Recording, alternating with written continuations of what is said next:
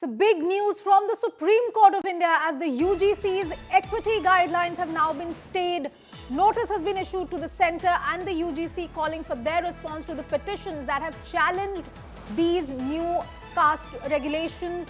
The Supreme Court, in fact, noting that intervention is necessary because the new guidelines are capable of dividing societies. Very important points being made by the Supreme Court bench during the hearing, as the Chief Justice of India, Justice Suryakant and Justice Joy Malia Bagchi said that the new guidelines could have a grave impact on society, that they could divide society.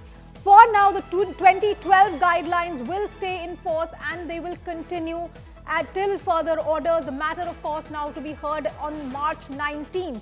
But this, viewers, is a big setback for the central government as the Supreme Court issued stay on the implementation of the UGC norms and said that the 2012 regulations will continue. Of course, the centre has been asked to respond to the allegations raised in the various petitions.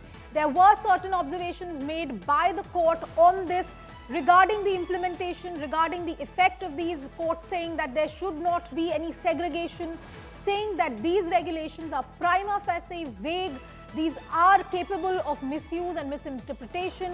The court, in fact, pointing out that experts are needed to clarify the UGC's language, that there is need to protect India's unity and that campuses, university, colleges, campuses should reflect India's unity.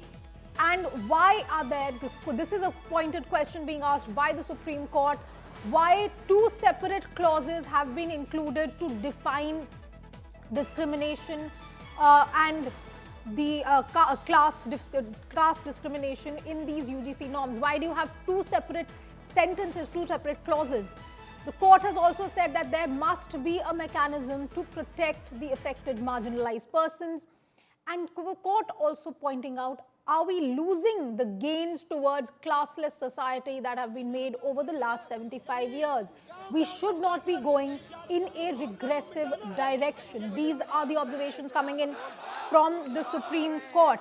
Now, my colleague spoke to Advocate Vishnu Shankar Jain, who is the counsel for the petitioners, the Savarna classes who've gone to the Supreme Court against the new norms, saying that these norms will discriminate against a general category. Vishnu Shankar Jain has spoken to my colleague. Let's listen in.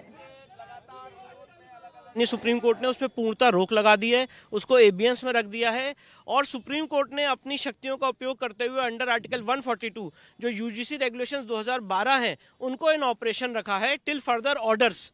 और supreme court ने कहा है तब तक जब तक अब ये मामला फाइनली सुन नहीं लिया जाता है, जो पूर्व के यूजीसी रेगुलेशंस है वो लागू रहेंगे। वो 2012 के रेगुलेशन किस तरह से इससे अलग हैं? नहीं, 2012 के रेगुलेशन इस रेगुलेशन से एकदम भिन्न है। इस रेगुलेशन में जिस तरह से एचईआई कमेटी बनाई गई है, जिस तरह से उनको पावर दी गई है कि वो पुलिस को कोई भी कंप्लेंट को फॉरवर्ड करेंगे, जिस तरह से कास्ट बेस्ड डिस्क्रिमिनेशन को इसमें गलत ढंग से डिफाइन किया गया है, ये सब बहुत एक मेजर डिफरेंसेस हैं वर्किंग में, पैटर्न में, स्ट्रक्चर में दोनों रेगुलेशंस के। तो कोर्ट ने ये भी कहा है कि इसका दुरुपयोग हो सकता है, आज़ादी के 75 साल बाद भी हम जातिगत खानों से, खित्तों से ऊपर नहीं उठ। बिल्कुल बिल्कुल, देखिए कोर्ट की हियरिंग के दौरान ये सारी बातें आई और कोर्ट की भी यही मंशा थी कि जातिगत भेदभाव खत्म हो, पूर्णतः खत्म हो।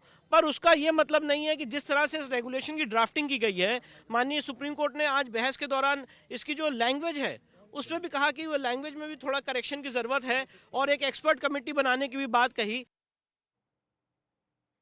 And this has been a major issue that has also spilled out on the streets of the country as people have raised objections to these new UGC norms.